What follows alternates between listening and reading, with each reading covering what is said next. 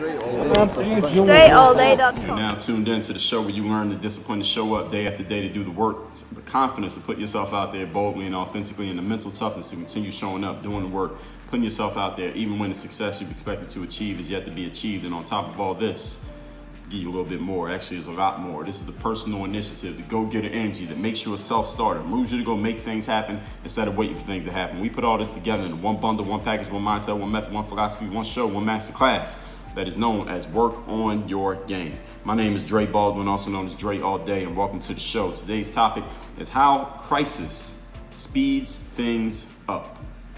I'll give a hat tip to James Altucher. He was the first person I heard actually say this, and he was talking about the COVID-19 crisis that hit a lot of the world, definitely the United States, in spring 2020. And basically what we're going to talk about here today, James made it a hot line, I'm going to make it a hot song. I'm going to flesh this out into some things that I want you to understand about what happens during periods of crisis in your life, whether it be that crisis that I just mentioned. It could be a personal crisis that happens in your life. Maybe it's a death in the family. Maybe you lose your job. Something happens with your business. Maybe you get injured. Something that you were not expecting to happen, or maybe you were expecting to happen, actually happens, and it puts you in a position, puts you in a state of crisis, or maybe your family or your company or whatever, your career, in a state of crisis. And you have to respond to that crisis in some way. One thing I want you to understand about crisis is that it speeds everything up. Now, speeding things up could be a good thing for you. It could be a bad thing for you. It depends on how you respond to the fact that things are going to get sped up. And that's what we're going to be talking about here today, because when things get sped up, whatever was going to happen anyway, it just gets pushed forward. It gets pushed to the top of the inbox, so to speak. It gets pushed to the front of the line. It was going to happen maybe 5 years from now, but now it's going to happen in 5 months. It was going to happen in 5 days, but now it's happening in 5 minutes. That's what crisis does. I don't mean that's how long it takes. I mean, that's when it actually occurs. I don't mean something that would have took 5 minutes now takes 5 seconds. I mean, instead of it happening 5 minutes from now, it's happening 5 seconds from now. That's what I mean when I say crisis speeds things up. It moves everything forward, puts the fast forward button on your life. So I'm going to explain to you how today, and then I want you to think about, as I explain how is that reflected in your life and what can you do about it? And maybe some of these things have already occurred to you, so you can look back at your past experiences and see the parallels between what I'm going to be explaining and some of the anecdotes I'm going to share with you and how it's actually happening in your life. And then you need to think about how can you make the good outcomes happen again, maybe without the crisis, but still speeding them up? And how can you prevent the bad outcomes from happening in the future, knowing the mistakes that you probably made or the omissions that you committed that allowed those bad things to occur? Keep all of that in mind as we get into these points. The topic, once again, is how crisis speeds things up. Point number one, crisis magnifies what already existed. I'm pausing there to let that sink in. I'll tell you a story I'll tell you a different angle of a story that I told you before. When my college coach, the guy who recruited me, my second college coach, got fired from his job after my sophomore year, a new coach comes in the junior year. He comes in and cleans house. He basically kicked a lot of returning players out of the basketball program. I happen to be one of those players. And that became a crisis for us players who ended up out of the basketball programs. And here's what happened. Many of those players, my former teammates now, who ended up out of the basketball program, they weren't true basketball players, like I would say, or some of us would call true hoopers. They weren't real hoopers. They played basketball because they were good enough to be on the basketball team, and they were in college. And listen, being on a basketball team on a college campus is a coveted spot. There are only 12 to 15 of them out of thousands of people on a college campus. Everybody knows you. You have some status just by being on the basketball team. Even if the basketball team is not that great, you have status just because you're a part of that program. You're one of only, again, 15 people on that campus of thousands of people who is on the actual basketball team. That makes you stand out. But those players, they weren't true hoopers, because as soon as they were not on the basketball team, they fell off the map when it came to basketball, and I never saw them again. Many of them I never saw even playing pickup basketball again. I didn't see them playing in any of the leagues around town, outside of school. I never heard of them doing anything of significance on the basketball court ever again in their lives, and that's because they never did. They fell off as soon as they weren't on the basketball team anymore, and they faced that crisis. What I already knew about them, because I already knew these guys weren't true hoopers. I knew they were playing because it was convenient. It was an opportunity because they could stand out amongst that group on that campus, but I knew they weren't true hoopers. I knew they wouldn't last by the time they got out of college. But what happened is, them being out of college, quote unquote, when it came to the basketball team, got sped up when that new coach came in. The whole crisis of them having a new coach sped up the entire process of them being out of the game of basketball. So instead of it happening after graduation, it happened before graduation. That's what the crisis did. Sped the whole thing up, hit fast forward on everything. Now for me, I was out of the basketball program, but I wasn't out of the game of basketball. To me, all it did, first of all, I knew that was gonna, as I said, that was gonna happen to them anyway. But for me, all it did was make me get more serious about, all right, how do I get to the next level? Which is something I already had as an idea, but I hadn't really thought that hard about it because I'm in the midst of playing college basketball. I'll think about that when I graduate. But now, I haven't graduated yet, but I'm not playing college basketball anymore. I might as well focus on it. What else am I going to focus on? I'm not playing college ball anymore. Got me focused on how do I get to the next level and playing at the professional level. And I ended up doing that. It added more fuel to my fire, to my mindset of wanting to make sure I got that done. Now I had a real reason that was connected to some emotion about the fact, damn, I'm not on the basketball team anymore, even though I think I'm a pretty good player. So that added fuel to the fire, throw more logs on that fire, and that practically guaranteed that I was going to make it happen. But the crisis sped up that entire process. So what I want you to think about in your life when you face crisis, when you have faced crisis, if you're facing a crisis right now, and when you face crisis in the future, because you will, all it's going to do is magnify what already existed. See, if you are a person who was kind of bullshitting through life, but you were getting by, crisis is going to magnify your bullshitting and you're not going to be getting by anymore. If you are a person who is on your way up and getting better, crisis is going to magnify that and you're going to get better and move up even faster simply because the crisis hit. Because what it's going to do is going to clear out all the bullshitters who were in front of you. Now you can take their spot. You were going to jump ahead of them anyway, but it might have taken you 5 years. Now you're going to jump ahead of them in 7 months. Because that's what crisis does. It speeds up everything that's happening. It magnifies what already existed. So if you were out there kind of only going halfway, or everything wasn't in order the way it was supposed to be as far as your business and your life, all that's going to do is get magnified. Now everybody can see it. You knew about it before, but now the whole world knows about it. If you were really good, but people didn't know, all right, now everybody's going to know, or at least more people are going to know. Crisis magnifies what already existed. Point number 2, today's topic, once again, is how crisis speeds things up. Point number 2, let's talk about how crisis adds speed to every situation. Kids who, for example, maybe somebody who's listening to this is this, or maybe you know someone, kids who grow up without a whole lot of parental supervision, they become adults, so to speak, and they mature very quickly, and they become adults in a very short period of time, very young ages, and they mature very quickly. Why? Because the crisis of their lives, where they don't have that parental supervision, robs them of the childhood that many other kids who do have that parental supervision are afforded. That luxury of actually being a kid. When you have parental figures around, you can actually be a child and grow into being an adult. But when there are no parental figures around, you got to become an adult at a much quicker pace simply because you ain't got no choice. There are no adults around you. You got to become one because this is an adult world. Crisis speeds everything up. So what it does is it takes that situation where you would have eventually got there maybe after 18 or 21 or 27 years. Now you're getting there in 13 or 15 or 14 years. Speeding it all up. If you are weak at what you do, for example, and you need help, you know what crisis is going to do? It's going to kill you. It's not going to help you. It's not going to make you get help faster. No, it's going to destroy you. Because if you were weak and you needed help, that means you already recognized, you already identified that you were going in the wrong direction and you weren't skilled up enough and it was hurting you. So when crisis happens, only thing that's going to happen is that whole situation is going to get sped up and you'll go right into the ground. It's over. Done. Any of you ever watched National Geographic or one of those Animal Planet shows where they show the animals, the lions, hunting their prey, like the gazelles or the buffalo or the wildebeest or whatever other animals the lions hunt? What do they look for? They look for the weak, the young, and the sick. The ones who are not fully healthy and won't be able to fight off the lions or won't be able to run away and escape the lions. So the lions look for the weak, the young, and the sick. Now, why do they look for those? Because the crisis of the lions coming around to hunt those animals does what? Speeds things up. So those who were weak were going to die of weakness anyway. Well, the lions will help you out. The lions being the crisis speeds up that process and they'll just kill you. They'll help you out. You were going to die in 3 months. Now you're going to die in 3 minutes. The young who weren't quite powerful enough yet to run as fast as all the rest of the pack, all the rest of the herd. Okay, when those lions come around, all right, they'll help you out. All right, you being young is not an excuse, not in the animal kingdom at least.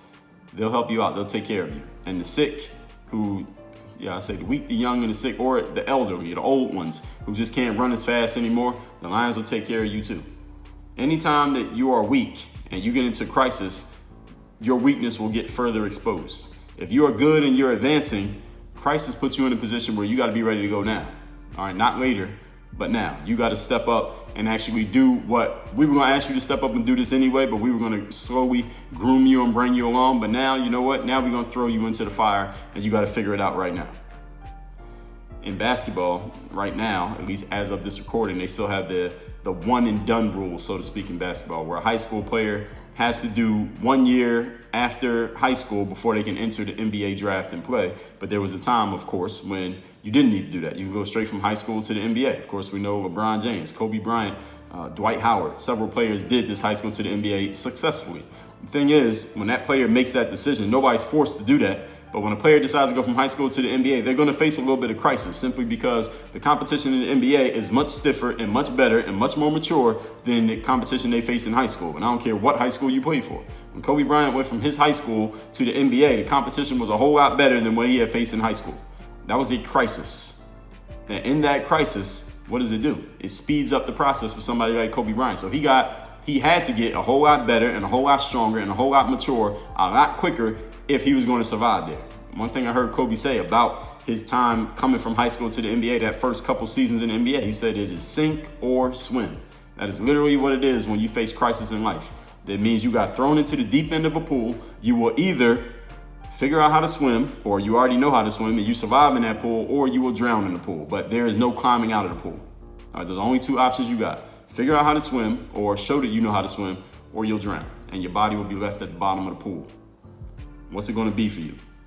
Because there are plenty of players who went from high school to the NBA, or players who left college early to go and join the NBA. That's a crisis because the competition level is going to be higher. The expectations on you are higher. The speed of the game is a whole lot faster. The players you're playing against are a whole lot better and a whole lot smarter. And all they do is play basketball for a living. All right, so they're not going to class full time and then playing ball on the side. No, they're going to play ball all day. They don't have a side job. Most pro athletes don't. So that's a crisis that you're going to face. Whether you're ready for it or not, it's still a crisis. See, crisis doesn't necessarily mean negative. So a lot of people think crisis means is a negative thing that is definitely going to make things worse. No, crisis is just an urgent situation that needs to be addressed. And you can look, it's a neutral thing. Crisis is neutral. How you decide to look at it and how you're able to respond to it or not paints it as positive or negative. So there are plenty of guys who left school early, high school or college, to join the NBA. They faced that crisis and they didn't survive. They didn't become Kobe Bryants. They didn't last in the league at all. They might not even made it to their second contract in the NBA. They became part of the statistic that the average professional basketball career is about 3 years. They became a statistic rather than being able to tell their story or have a story, such as someone like Kobe Bryant or LeBron James. The crisis, again, either makes you ready to go now or it gets rid of you now. But either way, something's going to happen right now. That's what crisis does. Point number 3. Today's topic is how crisis speeds things up. Point number 3, in crisis, your urgency is forced upon you.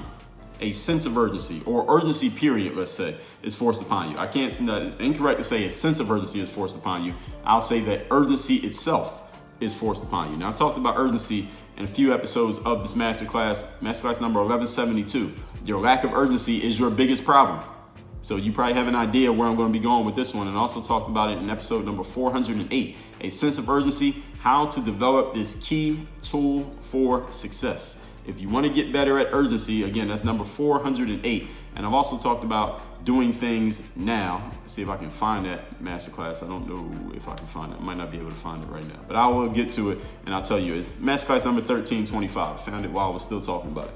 In crisis, urgency is forced upon everybody, or everyone who's involved in that crisis. Or it's either that a sense of urgency is forced upon you because it becomes an urgent situation. So you either develop a sense of urgency in that moment and you start doing things urgently, or that urgency of the moment, it tramples you when you move too slow. So this is like, think of the gazelles out in the safari out there in Africa, and they sense or they smell or they see the lions are coming around. The lions are just trying to pick out who they're going to attack. Now that is a crisis for the gazelle, because if a lion gets a hold of a gazelle, the gazelle's strength, when I say strength, I don't mean their actual muscle, but the thing that makes them who they are the fact that they're fast, right? That they run. So a gazelle doesn't want to get into a one-on-one fight with a lion. Now, a buffalo might be able to beat up and kill a lion physically. A gazelle's thing is to get away, is to run.